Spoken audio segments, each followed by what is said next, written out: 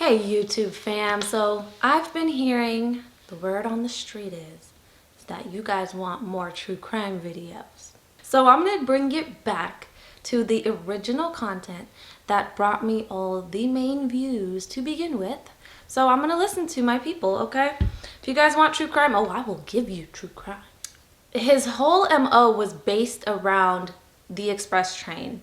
He had killed 32, no, not killed. He murdered, tortured, and raped at least 32 children that were adolescents from ages 10 to 14. So he was a hemophile?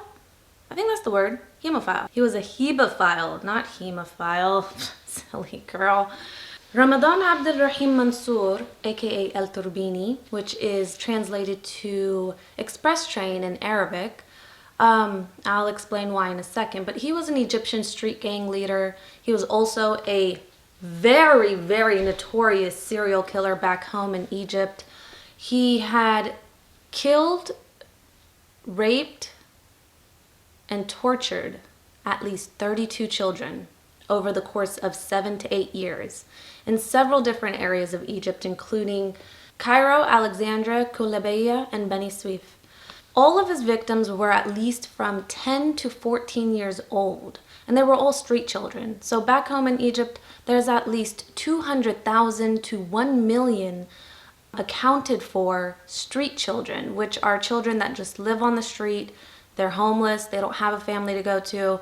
And what happens to these children is the fact that the gangs, which do exist in Egypt as well, they end up swallowing them up. They recruit them, they're abused, they're usually panhandlers on the street begging for change or food. And it just breaks my heart to know that there's at least 1 million children in Egypt that are disregarded and cast aside. So what happens to these children is that they leave home, they're either starving, they come from families that are no longer able to take care of them, and so they are looking for someone or something that they can connect to. They want to, which happens in every gang situation, right? They want to belong to a group. They want to feel included because we are human at the end of the day. We all want to be a part of a pack. We all want to have a friend. We all want someone to care about us. And Abdulrahman, or his name is Abdulrahim, my bad. Whoops. Anyways, but Al-Tourbini himself, he was one of those street childrens as well. So it looks like he just continued the cycle of abuse. And I'm just going to start with his story first, and then we're going to go into the actual crimes and how he committed them. So he was born in 1980 in Tanta, Egypt, which is north of Cairo. And he had left home at an early age of just about 12 years old. When he left, he started working in the cafeteria of the train station, just trying to make some money, just trying to feed himself, bring some money home for his mother. And this is usually the case when the father is no longer present or had passed away. And usually the eldest male child will have to go out there and find some kind of job or work. And the reason why is because usually back home, the women, well, this was back in the 1980s, right? So in the early 90s. So the women, though, they are very dependent on the males in their life. So if the husband ends up dying at an early age or is divorced, then the mother leans very heavily on their son. Either way, he was trying to help out his mother. He was trying to take care of her. And unfortunately, however, there was a street gang leader at the time, much older than him. And coincidentally enough, his name was Al-Tourbini. Are you guys making any connections yet? So Al-Tourbini used to bully Mansour, and he used to beat him. He used to cut him with razor blades. He used to take his money And this would be a recurring thing. So he would come visit this poor child while he's at work at the cafeteria, and he would do this constantly to him. It got to a point where one day it just got worse. And by worse, I mean where, oh, by the way, I didn't give a disclaimer. Warning, the following video does contain explicit language and explicit contents and explicit details as to a true crime case that occurred, which may be offensive to some viewers and/or inappropriate for children. The content within this video is intended for mature audiences only. So, back to the story. So one day, everything had taken a turn for the worse. And instead of just bullying Mansour, taking his money, cutting him with razor blades, and beating him, which is already bad enough, the original Al-Tourbini had then proceeded to rape the poor boy. And he did this on top of a train, on the roof of the train, as it was moving. After he was done, he then tosses Mansour off of the moving train onto the railroad tracks. This caused a permanent damage in Mansour's left eye, I believe, or was it the right?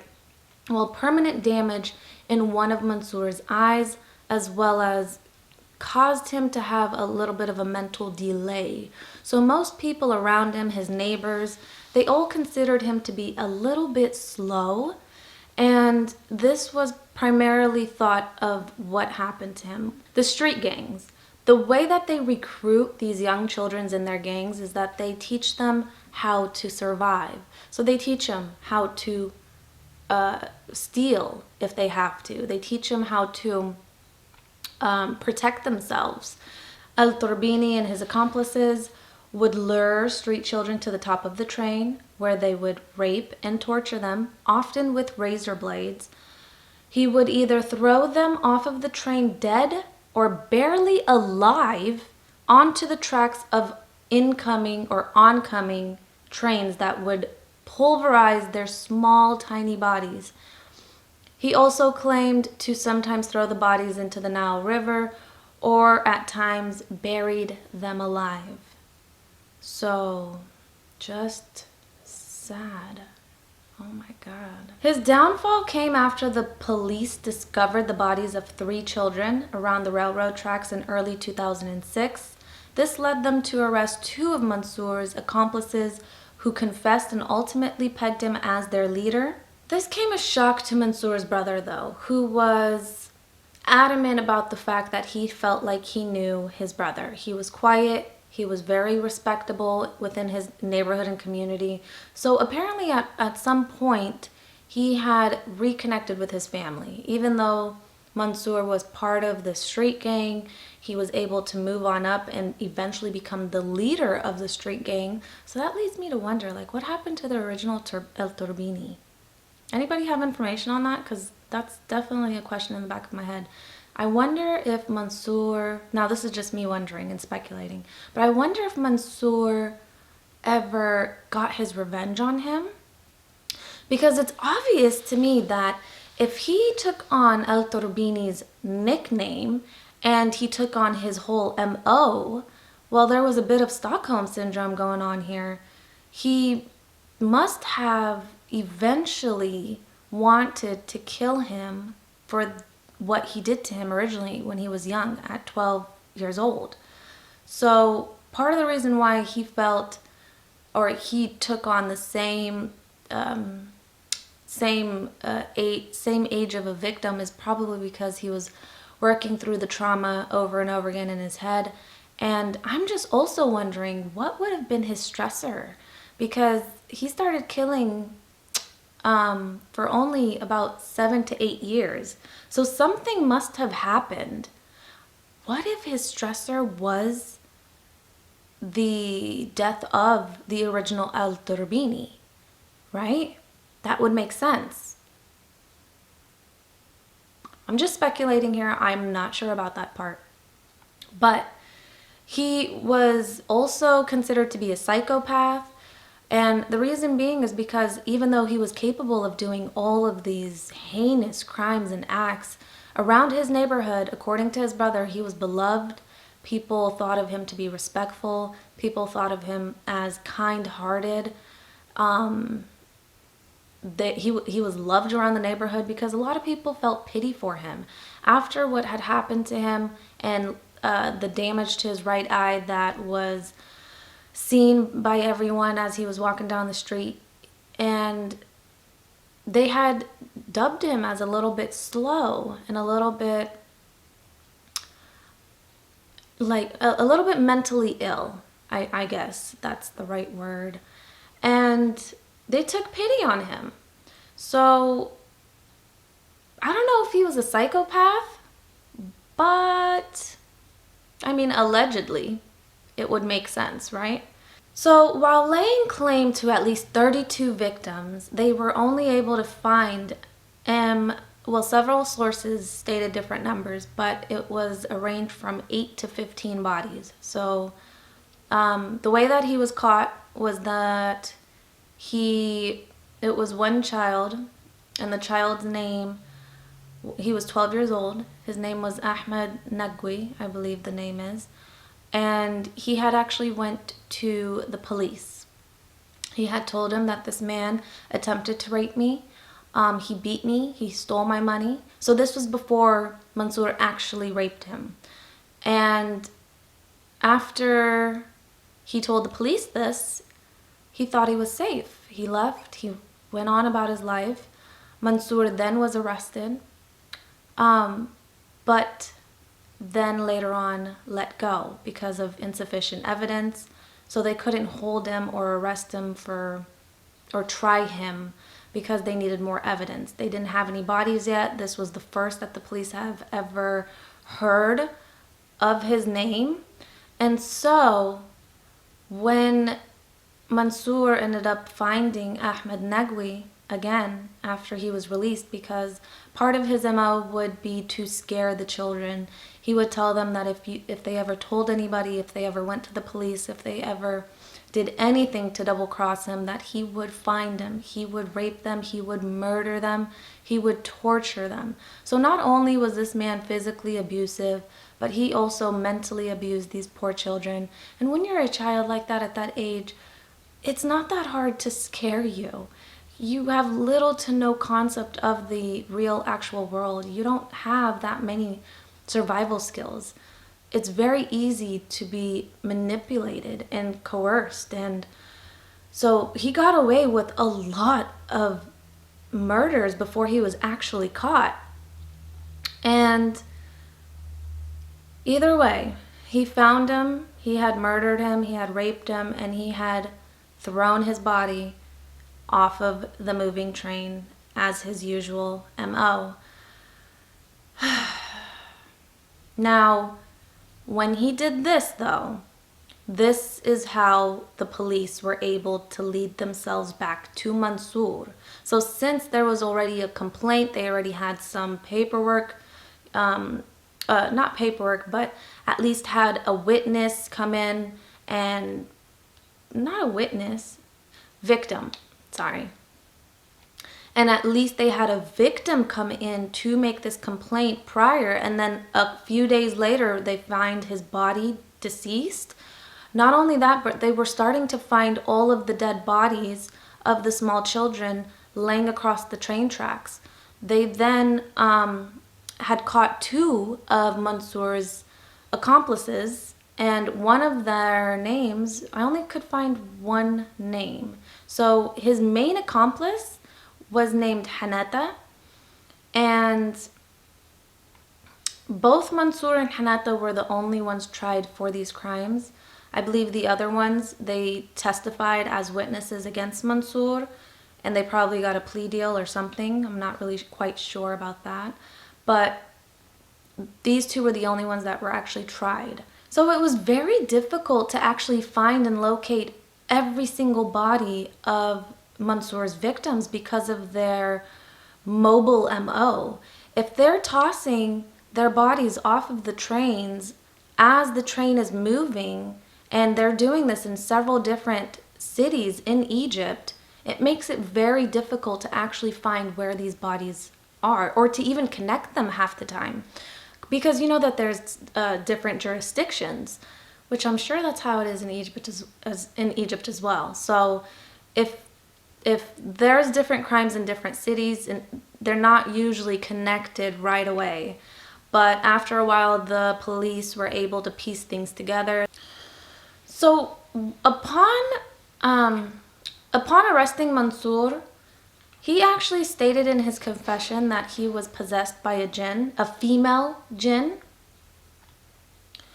I'm not quite sure what is it with these serial killers claiming that they're possessed with jinns. First Umayma, now Mansour. I mean, is that the whole excuse now? Is that the whole... I don't know. I just find that crazy.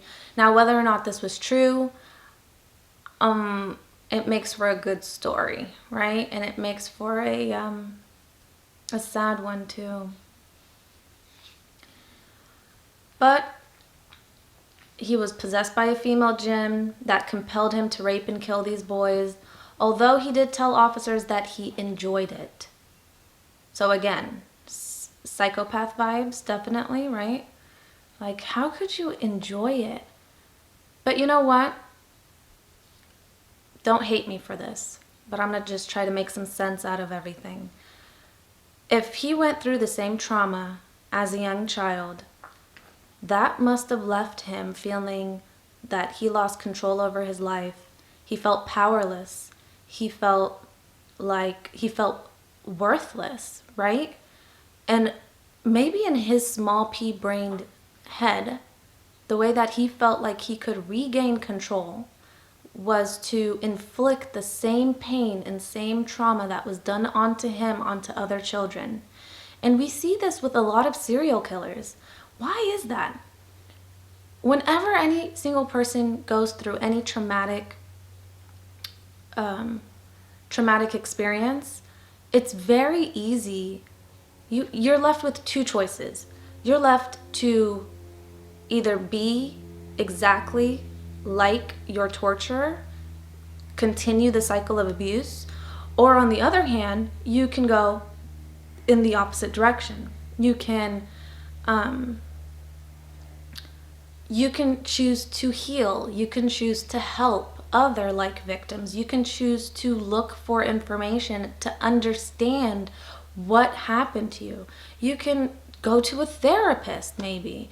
But I mean, I guess for Mansour and for a lot of children that were in this predicament, they're street children. They're poor. They don't have any money to go to the doctor, let alone to a therapist. So I understand that. But I'm sure there was someone that he could have went to talk to work things out with. Any type of role model or father figure even. I mean, it's just a sad story. It could have been prevented if they had just caught what had happened to him from the beginning before he actually started his own spree of killing. Because remember, he was only doing this for about 7 to 8 years. So he didn't do this right away. This was something that he built up to. So I feel like if we take time to guide our loved ones who have been through traumatic experiences, that it would go such a long way. You would help one other human being in this world to improve instead of taking the other route and become just contribute to the chaos. So it's just very, very sad. So he was convicted of the murders and sentenced to death and was executed by hanging on December 16th, 2010. So, go Egypt, right? That was only, so he was executed about 10 years ago, and in all honesty, good. Good. I'm not really sad about that at all. 32 children? 32? Yeah. You're gonna get hanged. You're gonna get hanged. I just am surprised that Egypt is still doing the old school execution style and they're still hanging people, which is interesting to me. It's like, if it's not broken, we ain't gonna fix it. Okay. I guess that's better than, I don't know, is that better than lethal injection, which is what America uses to execute their prisoners? I'm not sure, okay? I don't know. If you have an opinion on that, you can leave a comment about that in the description. What? You can leave a comment about that in the comment section below. But yeah, he was executed. He was hung. Oh, and so was his little accomplice too, Hanetta. Yeah, he was hung as well. Don't worry, you guys. Egypt took care of them all. Now, I don't mean any disrespect in this video to any of the victims' families. I don't mean any disrespect to the family of Mansour at all. But it is what it is, though. It is what it is. And a lot of people were happy when these two were executed, I'm sure. It's just crazy. But they were never able to locate any of the other bodies. They thought that a lot of the bodies were actually thrown into the Nile River, as I mentioned. They were buried alive. They were those poor babies. Not only that, but Mansour had chosen low-risk victims, children that wouldn't be missed by families, children that were already out on the street that didn't have anybody else looking out for them. He wasn't picking from the high-class society of Egypt. He was picking from the low end. He thought these kids, these children, nobody cares about them, nobody's looking for them, so these are the ones that I'm going to inflict my pain on. And that bothers me so much to my core. It does. Because as human beings, we should be looking out for each other. If we're out on the street, if we're walking, and we see a child sitting there asking for money, asking for food, why don't we get to know that child? If you're in a good standing in life, if you make good money, you can't give him a few dollars, you can't ask his name, you can't check up on him every couple of days. If they go missing, you don't wonder what happened to him. I highly doubt that they don't have anywhere else to go, right? If they're coming back to the same area to panhandle, I highly doubt that they have anywhere else to go. So it doesn't make any sense to me as to why we ignore the homeless, why we ignore the people that need our help the most. You know, be empathetic. Imagine if that was your child out on the street. Imagine if that was you out on the street. It just bothers me so much. I'm sorry. And sometimes I get it. We're not all in the same position in life where we're able to, you know, help out those less fortunate than us. Sometimes we have a whole family to take care of. Sometimes we have plenty of mouths to feed ourselves. But I mean, a piece of bread you can't spare. Kind words are priceless. Kind words will heal another human being. Caring is priceless. Just to care, just to inquire, that's not that hard to do. So I want every single person to remember to stay kind, spread love, and spread knowledge. And I will see you guys all next time. I love you guys. Be good, stay good, help those in need.